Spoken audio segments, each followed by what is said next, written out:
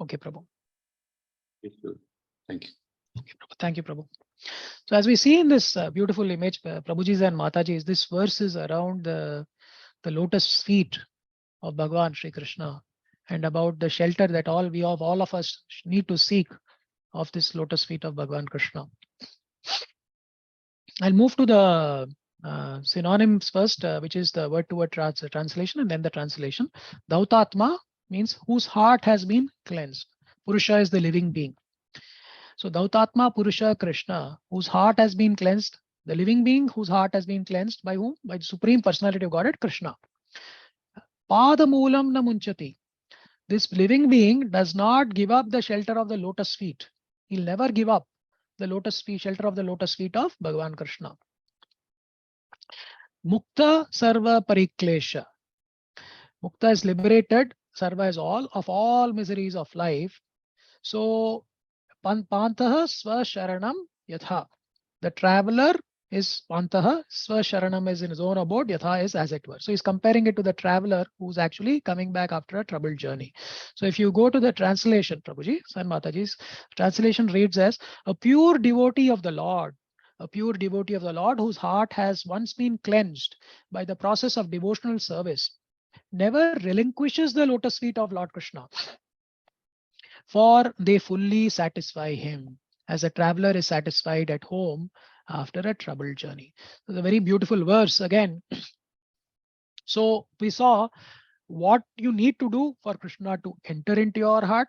Once Krishna enters into your heart, what happens? Material desires get cleansed. And then once that happens, what happens? This person doesn't want to leave the shelter of the lotus feet of the Lord, because that is the most supreme thing that one can aspire for. And he doesn't want to leave it anymore.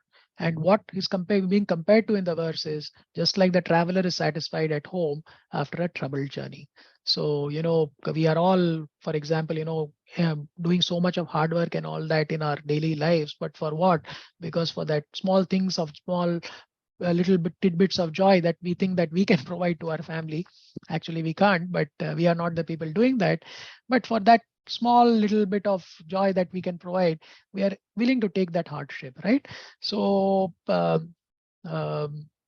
similarly, it's also being compared here to the traveler. So some of the points that other have put down is one who is not a pure devotee of Supreme Lord Sri Krishna is not completely cleansed in the heart.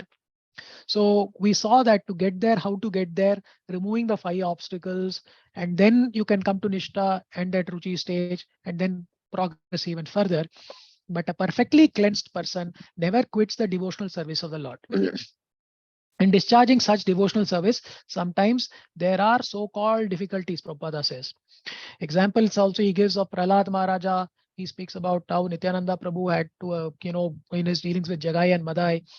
So Prahlad Maharaja suffered greatly, but still he never forgot the lotus feet of the Lord. And similarly, also Prabhupada gives the example of Lord Jesus Christ. He was crucified by the non-believers. But important point that we need to keep in mind is that such difficulties are very gladly suffered by these devotees.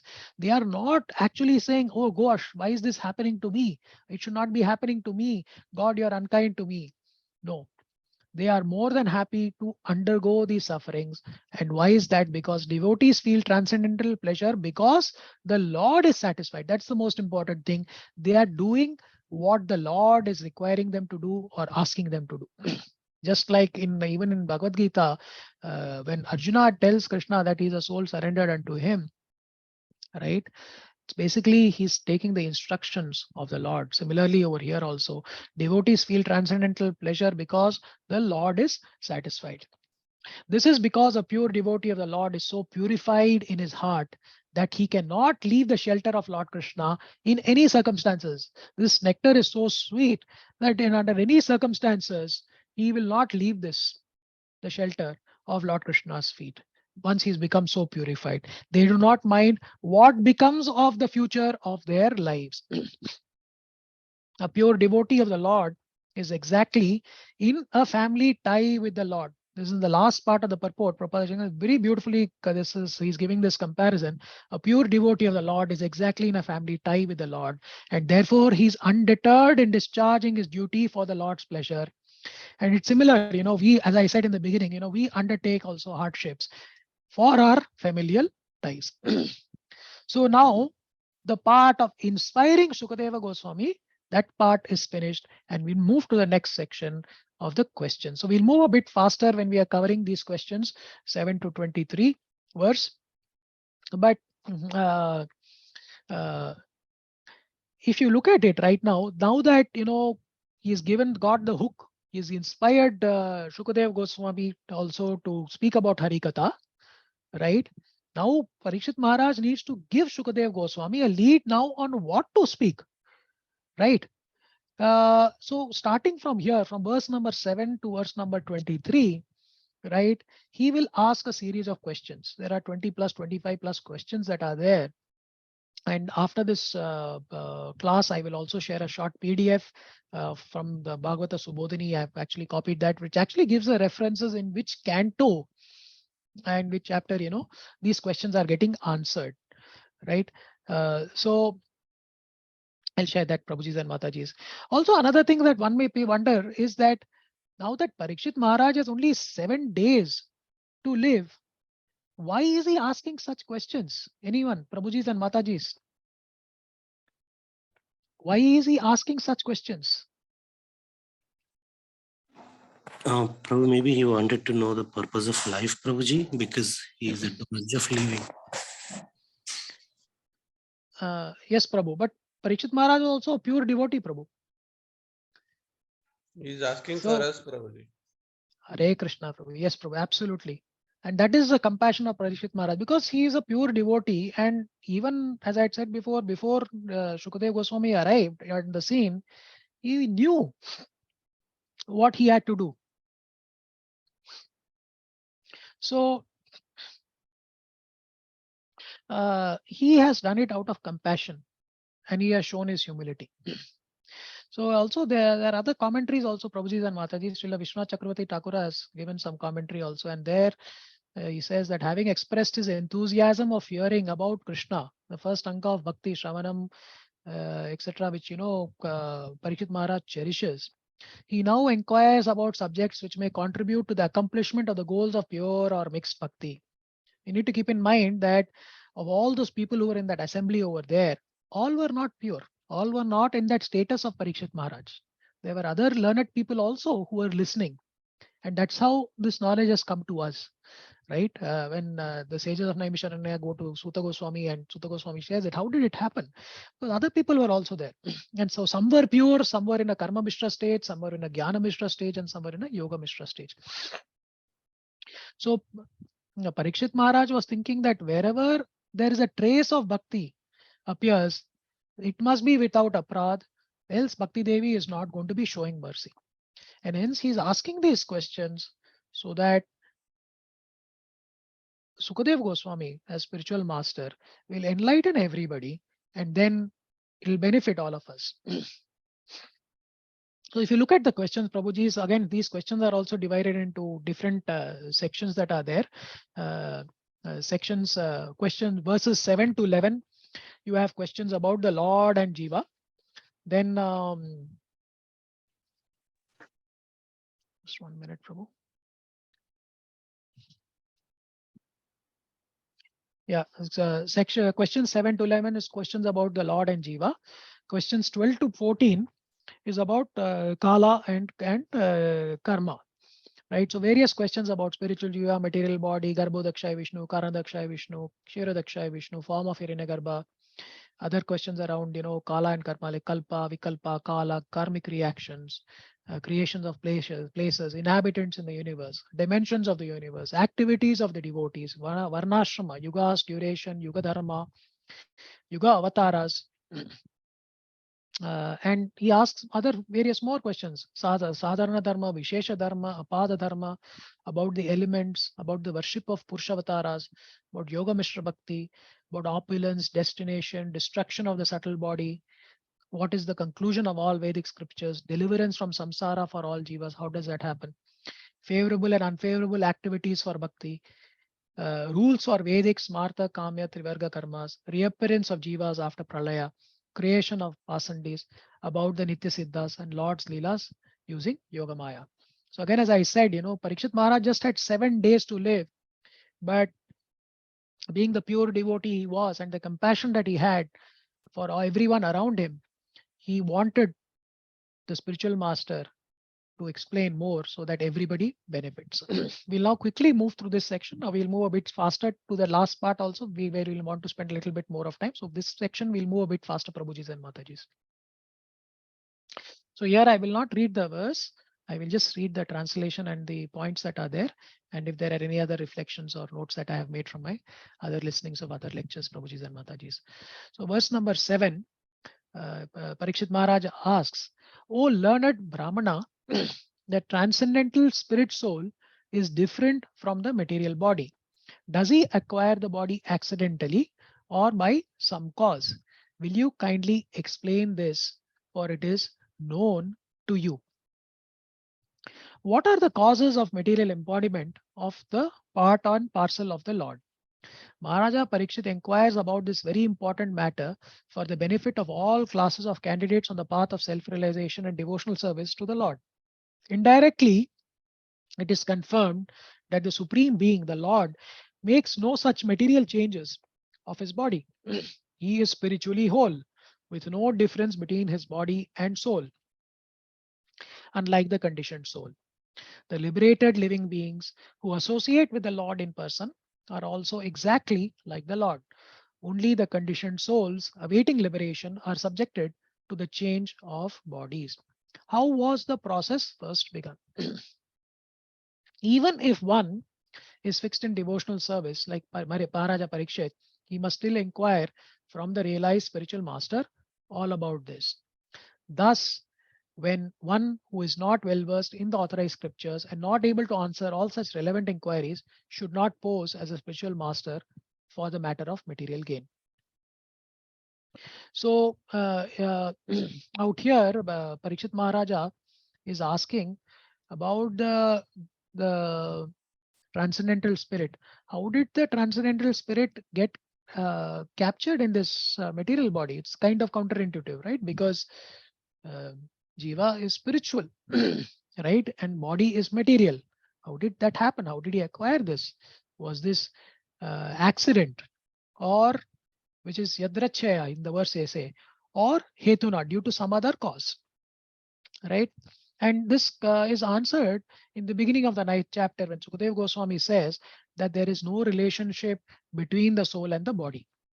He compares it to a dream. He says that it's like a dream. Only an imaginary relationship is established as soon, like similarly, like in a dream, when one wakes up, that artificial reality is gone. Similarly, so there is no relationship between. But I won't get into that detail. But this is the first question that first verse and first question that Parikshit Maharaj asked. Next verse.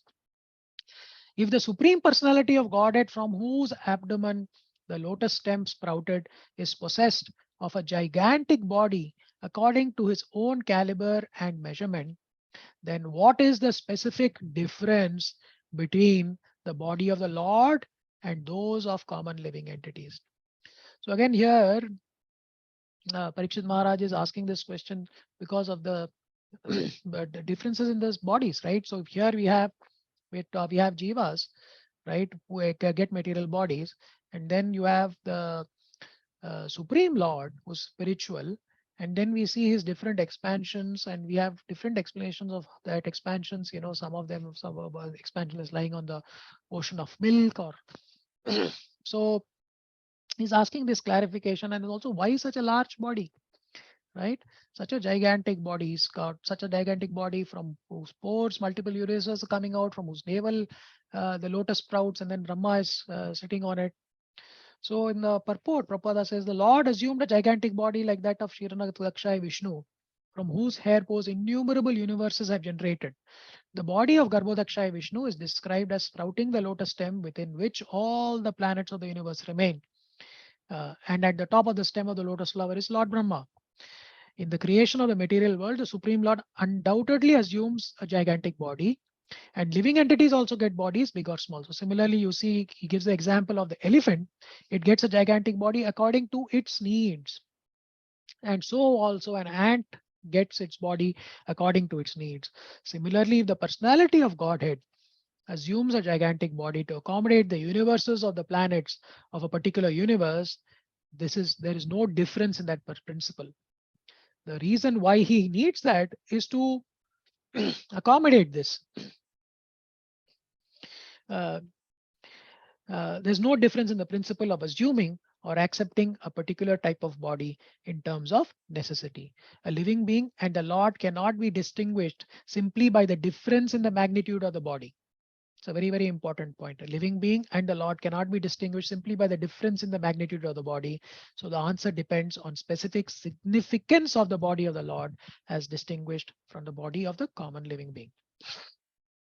And here again in the 9th chapter, when we'll cover the most important also Chatushloki verses, this point will be further elaborated there. Verse number 9.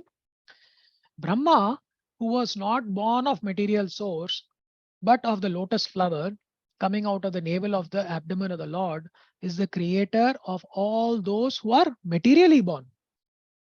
Of course, by the grace of the Lord, Brahma was able to see the form of the Lord.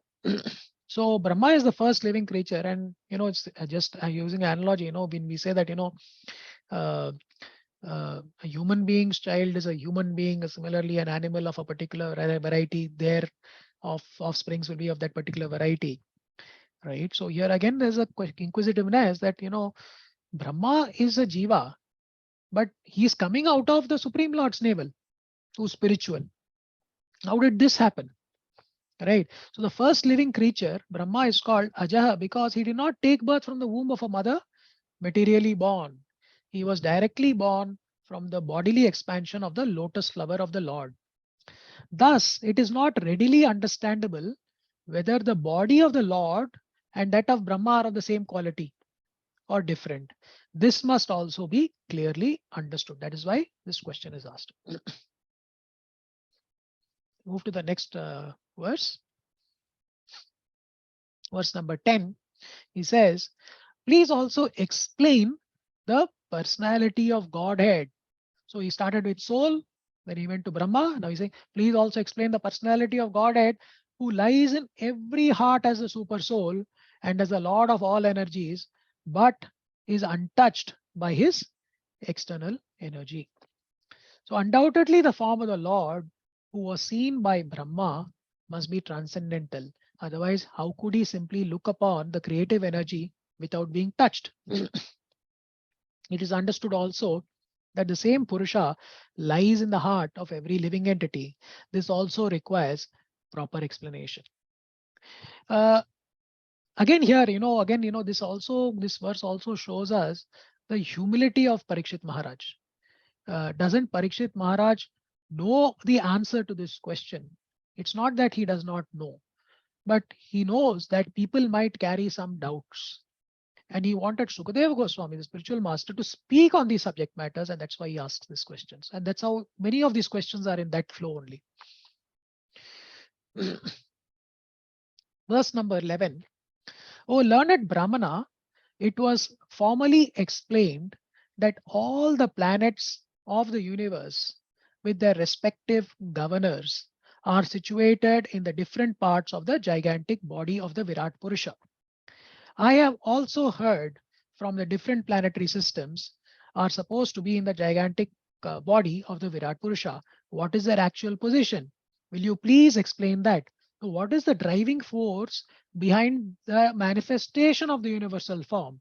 And this is spoken in the 10th chapter. He then asks, also please explain the duration of time between creation and annihilation, and that of other subsidiary creations, as well as the nature of time, indicated by the sound of past, present, and future. Also, please explain duration and measurement of life of the different living beings known as demigods, the human beings, etc., in different planets of the universe. Past, present, and future are different features of time to indicate the duration of life for the universe and all its paraphernalia, including the different living beings in different planets. So here Parikshit Maharaj is asking Sukadev Goswami to explain about how is time perceived, does it work? Can you explain this to me? And he's also saying, please speak about the lifespans also. He then asks in verse number 13, he says, O purest of the Brahmanas, please also explain the cause of the different durations of time, both short and long, as well as the beginning of time following the course of action. So how does this time progress? So there are different divisions of time. You have large divisions, small divisions of time. How does this time progress? What are the different destinations by people performing different types of karma? So in time also, each person perceives time in a different way. See, the life of a dog might be, they say, is around that 1 year of a dog is 7 years of a human being. But dog doesn't perceive that the time is progressing very fast. For the dog, that time progresses at one pace. Similarly, for an ant, it progresses at one pace. For a human being, it progresses at one pace. So how does this time progress? And what are the divisions of time? And then he asks about what are the different destinations by people performing different types of karma, the following the course of action. Now, why is hearing about time important, Prabhujis and Matajis? It's important because it brings about a sense of urgency in the practitioner, right? Most of us on this call, we are almost close to 50% or maybe even more than that of our exhausted of this one life that we have in our human form, right? And time is running out, right? And this question about time, hearing about time, it brings about a sense of urgency in the practitioner. And that is what it's meant to trigger amongst all of us. So Prabhuji and Mataji is again, like we are spending this time out here in this Bhagavatam class in the morning. This is great, but it's not sufficient because we need to get to that stage wherein 24/7 we are remembering Krishna. Because any time life might end. In the third canto, we'll have Mother Devahuti also. We'll be speaking about this, about how by doing various karmas, one gets different destination. On the different destinations, we'll be speaking about that. Also, one of the lectures also we have got the reference on 8.16 of Bhagavad Gita, which is Brahma Bhuvana Loka Punar Avartana Arjuna, which is all the lokas that are from Brahma Loka on downwards, all wherein you will keep getting stuck in this repeated cycle of birth and death.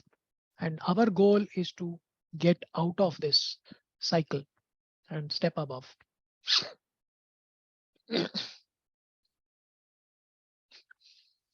So verse number 14, next I'm progressing.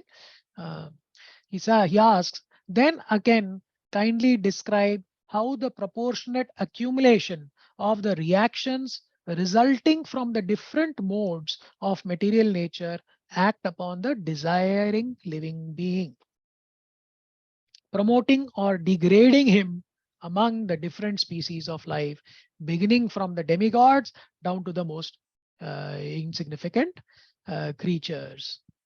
So accumulation of reactions, how does this push one up and down in that circle? And again, so I'll just read some of the points out here that I've got. So life in the higher planets, known as the abodes of the denizens of heaven, is obtained not by the strength of spacecraft, Prabhupada says, by the works done in the mode of goodness. That is in the three modes of material nature that we have. Even on the very planet we are now living, there are restrictions upon the entrance of foreigners into a country where the citizens are most prosperous. For example, the America. So even within Earth itself, Bhuloka itself, we have different kind of subplanetary planets that are already there in today's modern world. American government has many restrictions for the entrance of the foreigners from less prosperous countries, etc. Similarly, the same mentality is prevailing in every other planet where there are more intelligent living beings residing. The higher planetary living conditions are all in the mode of goodness.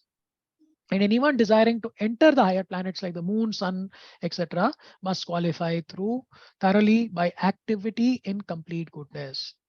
And even on this planet of our residence, one cannot achieve a good position within the social order without being qualified with proportionate good work. This also we see in our day-to-day life, that you do more good work, then you get a better position, you get a better place, etc.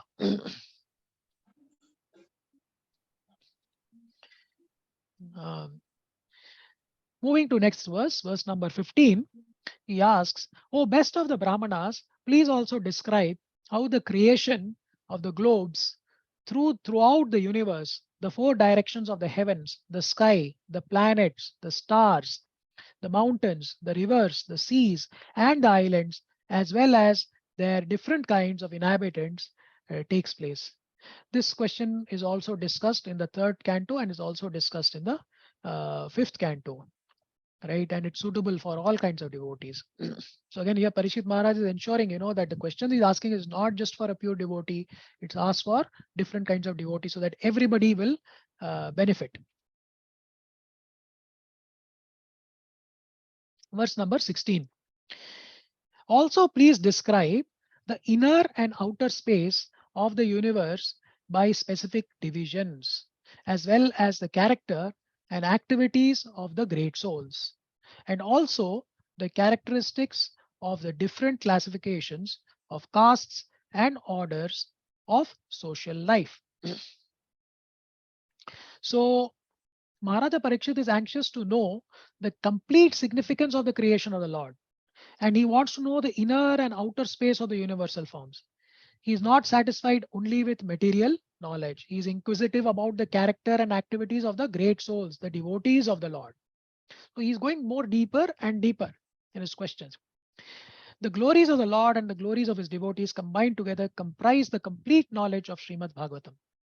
Lord Krishna showed his mother the complete universal creation within his mouth, while she, completely charmed by her son, wanted to look inside the mouth of the Lord just to see how much earth the child had eaten. The very idea of scientific divisions of the four classes of human society and four orders of life is also inquired about herewith on the basis of individual personal quality. Verse number 17.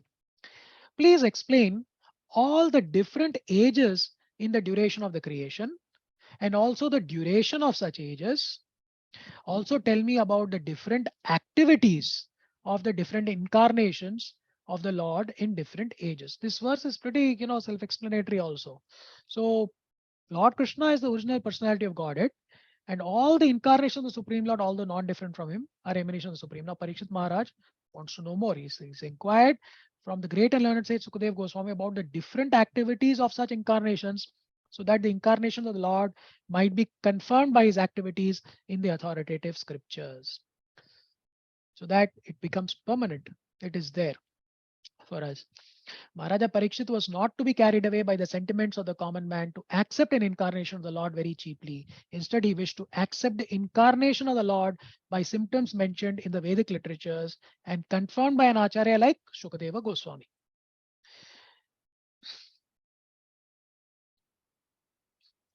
Verse number 18. He next asks, he says, please also explain what may generally be the common religious affiliations of human society, as well as their specific occupational duties in religion. Hare Krishna, could you please go on mute, please? Mataji Prabhuji.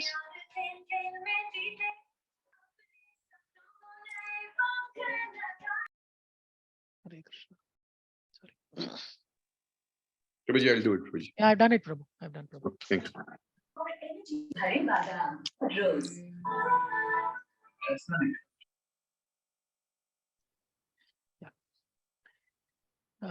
Please also explain what may generally be the common religious affiliations of human society, as well as their specific occupational duties in religion, the classification of the social orders, as well as the administrative or royal orders, and the religious principles for one who may be in distress. Some important point: the common religion of all classes of human beings, regardless whosoever and whatsoever one may be, is devotional service. I'm reading just the bold parts, Prabhuji and Mataji. In the Bhagavad Gita, it is stated that a person can achieve the highest perfection of life simply by awarding the results of his occupational duty unto the devotional service of the Lord. There is no religion except devotional service of the Lord, though this may be presented in different forms. Verse 19, he asks, kindly explain all about the elementary principles of creation, the number of such elementary principles, their causes and their development, and also the process of devotional service and the methods of mystic power. In verse 20, he asks, what are the opulences of the great mystics and what is their ultimate realization? How does the perfect mystic become detached from the subtle astral body? What is the basic knowledge of the Vedic literatures, including the branches of history and the supplementary Puranas? So, I'll continue, Prabhuji and Mataji, in the interest of time, because I think we've got a little bit of time. I want to spend more time on the last few shlokas. Verse 21. Please explain unto me how the living beings are generated, how they are maintained, and how they are annihilated. Tell me also of the advantages and disadvantages of discharging devotional service unto the Lord. What are the Vedic rituals and injunctions of the supplementary Vedic rites, and what are procedures of religion, economic development, and sense satisfaction? So Maharaja Parikshit inquired about the process of creation, maintenance, destruction of the material world, the process of Vedic rituals, and the method of executing pious activities in terms of supplementary Vedas like the Puranas and Mahabharata. The process of fulfilling the natural desires for sense gratification was also inquired by the king for the benefit of all concerned. In verse 22, he asks, please also explain how merged in the body of the Lord living beings are created and how the infidels appear in the world. Also, please explain how the unconditional living entities exist. Prabhupada in his purport, he says, progressive devotee of the Lord must inquire from a bona fide spiritual master. He also says there are two kinds of living entities. One is the ever liberated unconditional living beings as well as the ever conditioned living beings.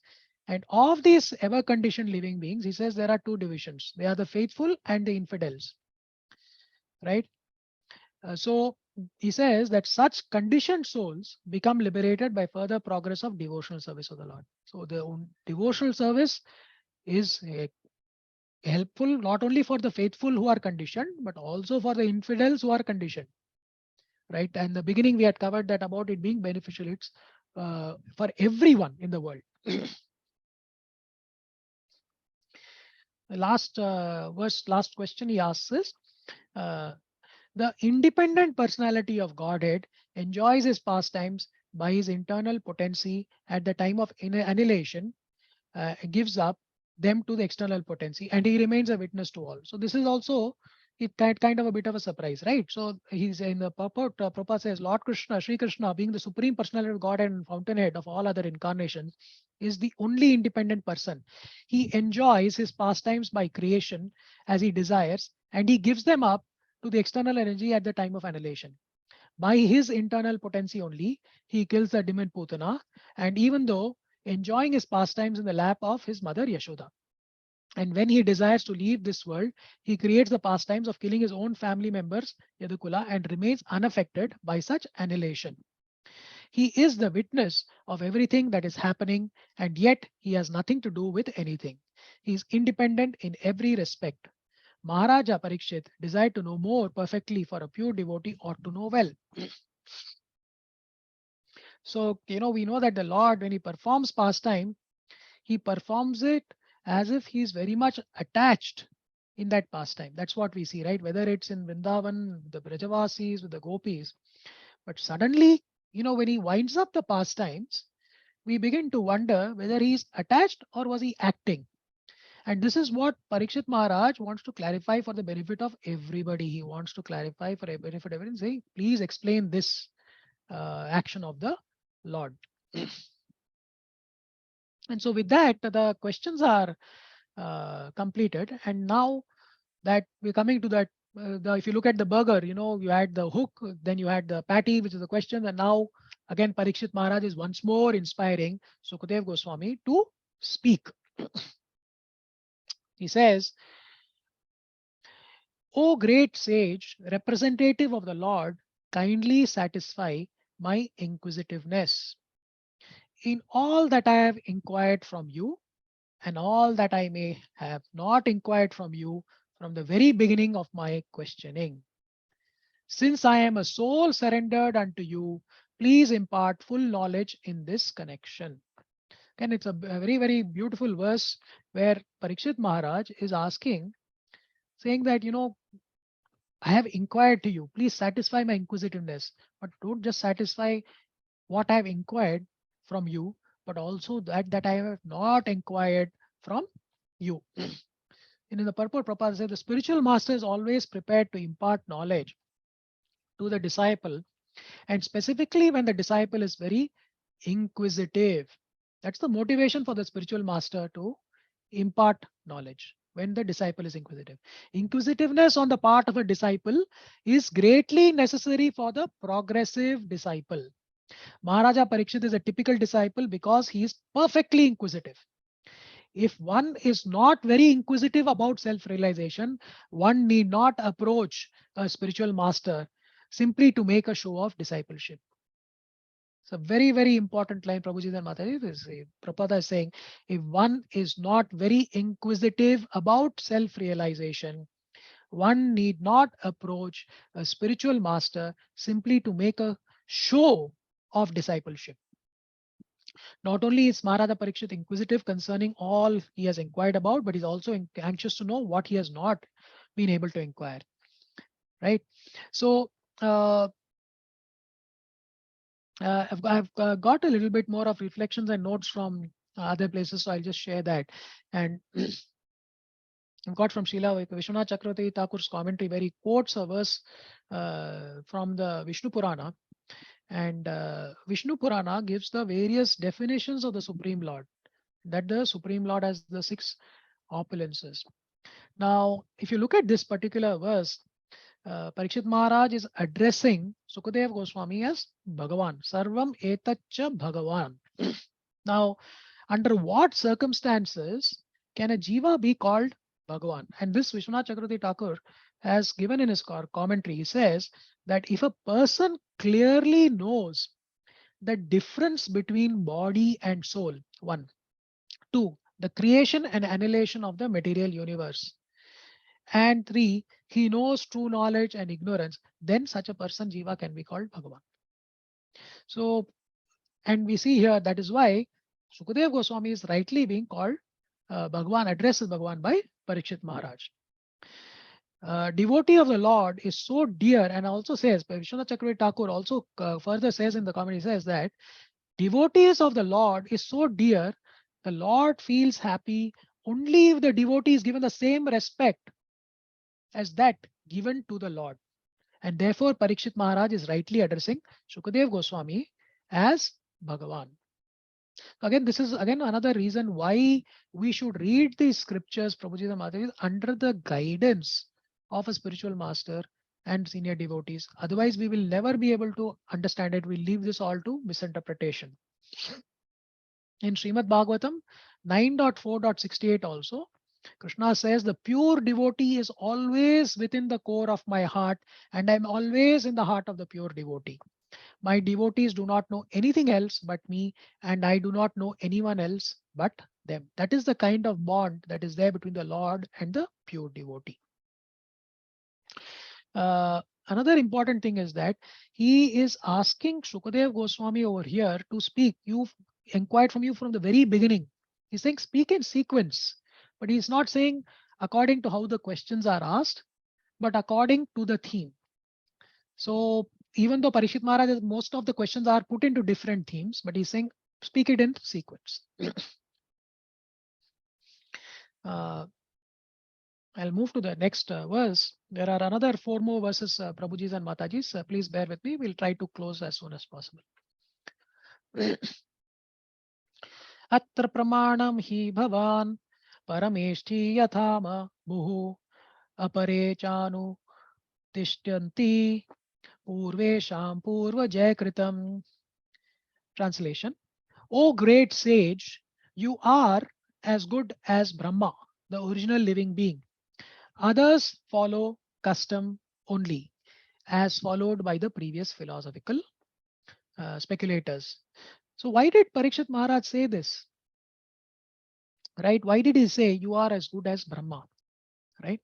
So in the purport it says that it may be argued that Sukadeva Goswami is not the only authority of the perfect knowledge and transcendence. Right? So Sukadeva Goswami might say that, Parikshit Maharaj, why are you asking me this? There are so many other philosophers who are there, you can ask them also. And Parikshit Maharaj is preempting this. And he's saying that you are a true authority like Brahma.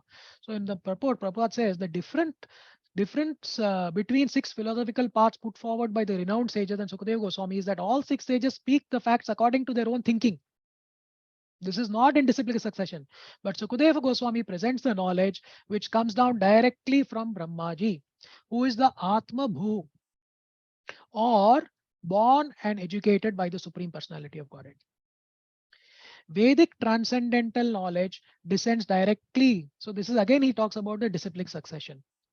And he says one cannot be a spiritual master in perfection unless and until one has received the same by disciplic succession. He says no one can be independent except Narayana. Therefore, no one's knowledge can be perfect, for everyone's knowledge is dependent on the flickering mind. So we know that Brahma heard it from the Lord, and Lord is perfect, right? And similarly, then from Brahma to Narada, Narada to Vyasadeva, and then Vyasadeva to Shukadeva Goswami. So there the disciplic succession is there. So that is why this verse is being spoken, so that Parikshit Maharaj is preempting Shukadeva Goswami from cutting him off.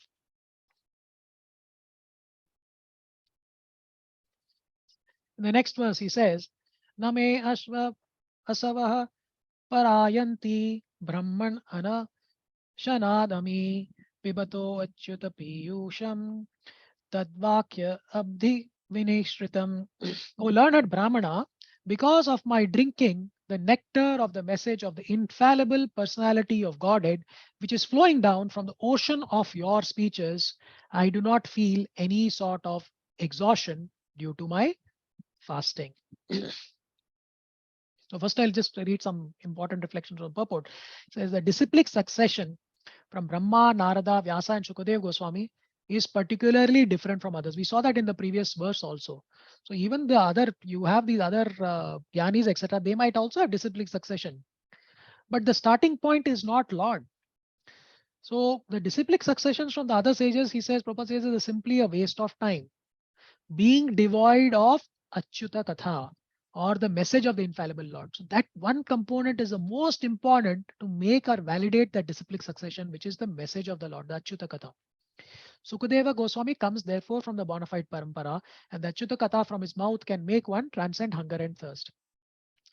Right. So now again, just coming back on this particular verse, Sukadeva Goswami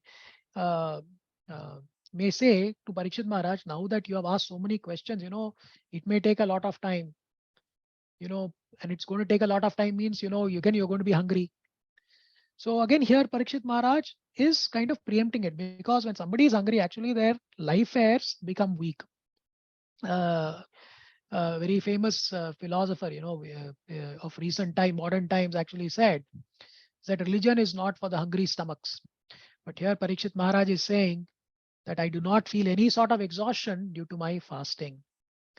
So, and why is that? Right? Because he's hearing from the nectar of the Lord from the ocean of speeches coming from Parikshit Maharaj. So also importantly, what Prabhupada says is Parikshit Maharaj was not at all afraid of death, for he was fully encouraged by the message of the Lord. And one who is fully absorbed in Achyuta Katha can never be afraid of anything in this world. So to overcome all the fears and to overcome any kind of exhaustions, etc., we need to be completely absorbed in Achyuta Katha, right? And when we are, we can definitely overcome. And I just give a recent example. Recently, Gauranga Prabhu was here in Singapore, and he was here on an Ekadashi day. He was fasting Nirjala. What I understood from him is that he normally all Ekadashis he fasts Nirjala. On that day, he took, I think, 5 or 6 classes he took. Uh, Quite a few classes he did. And every class, he was fully absorbed in it, but the energy levels also was so high. And it was amazing me as that, how is this possible? And when I was reading this particular purport actually also, then I kind of had this reflection that when someone is absorbed in this Achyuta Katha, right, then he doesn't have to be afraid of anything else. Another important point that Prabhupada mentions is faith of the disciple in the Guru empowers the Guru. Then the instructions can fructify. So accepting the authority of the Guru is as important as surrendering. So just surrendering is not enough. You need to accept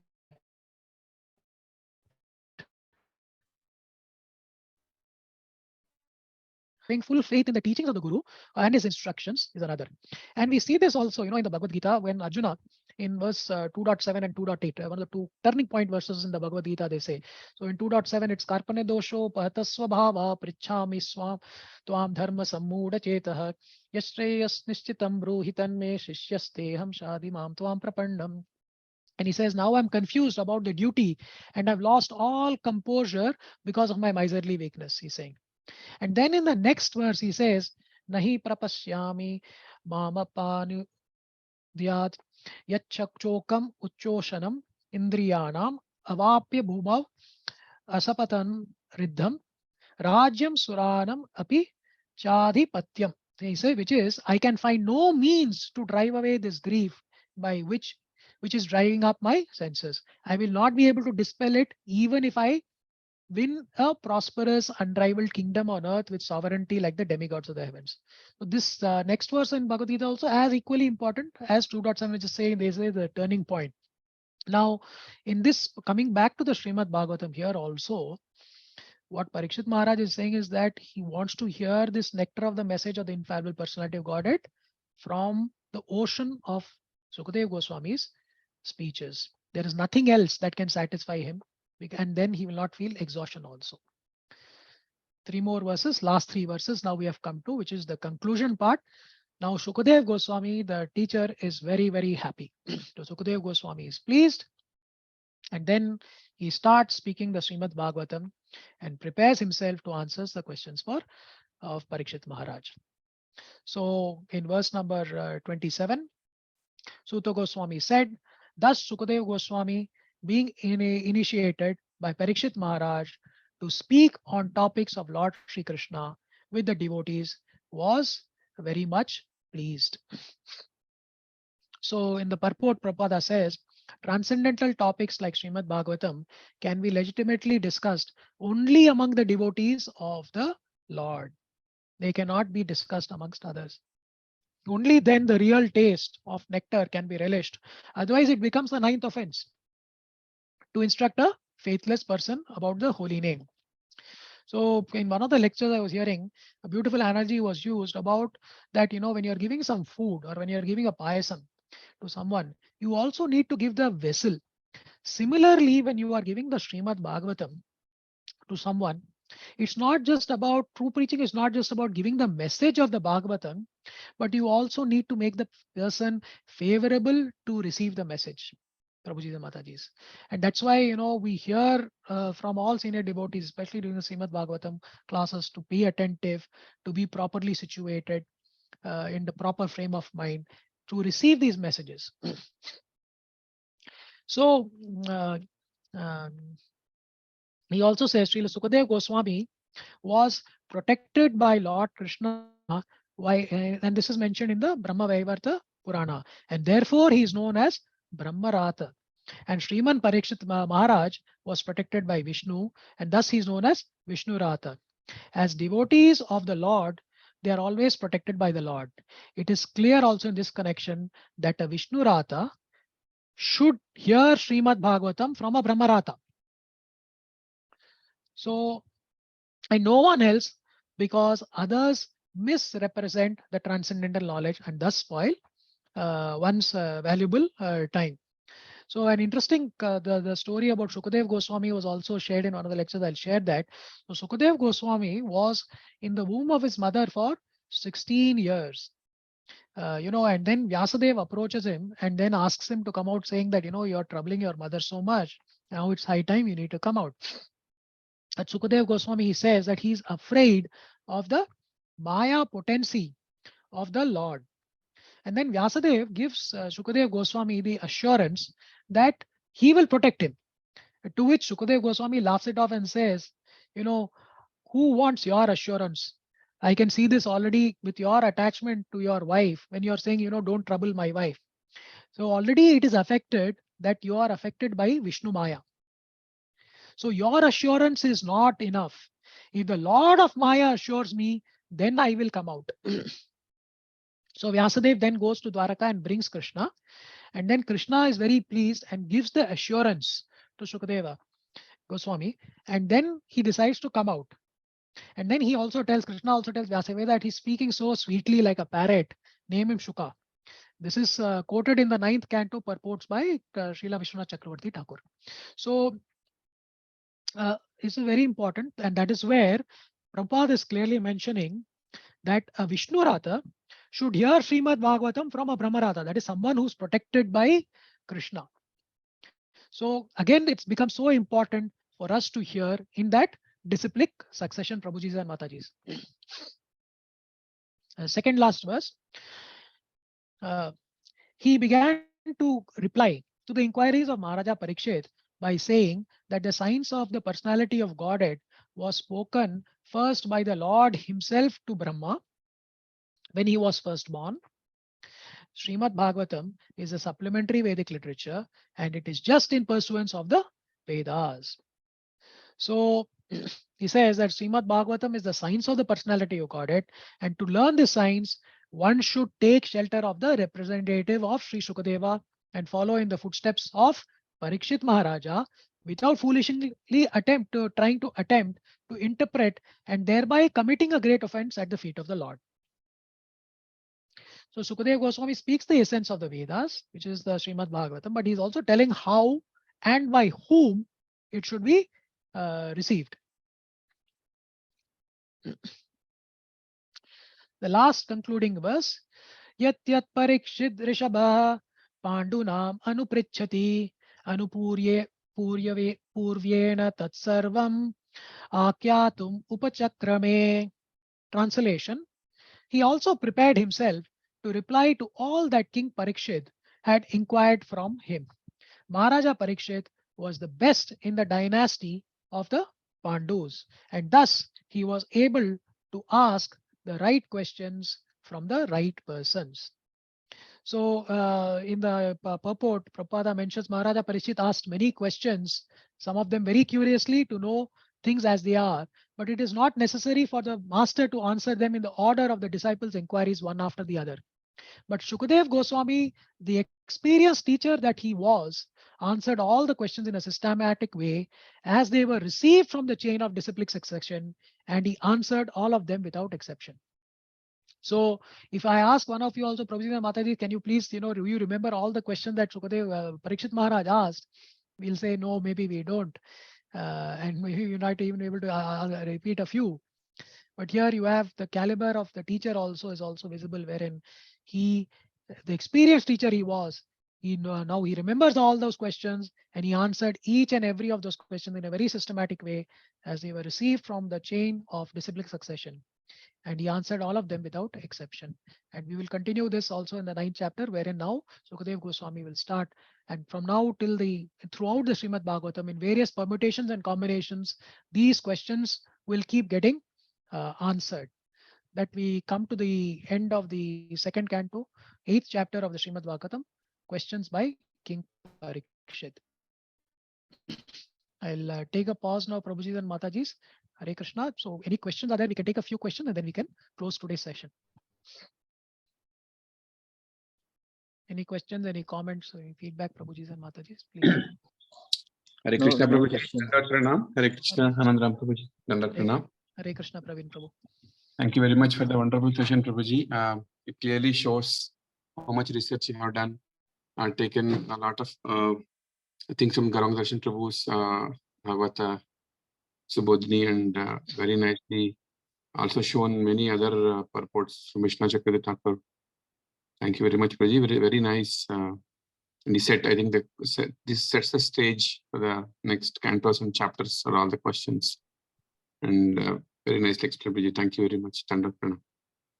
Thank you, Prabhu. I have just taken from whatever I've heard. So I'm sure there is a lot more also.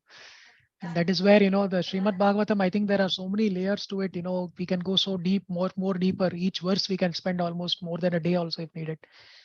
And Yes, that is the Prabhuji, beauty. And I'll yes. encourage all Prabhujis and Matajis to continue their reading and study of this beautiful scripture. Yes, Prabhuji. 100%. 100%. Thank you. Prabhuji, Hare Mataji. Krishna Prabhu, Dandavat Pranam. Yes, yes. Go ahead. One- Hare Krishna, Prabhu. Yes.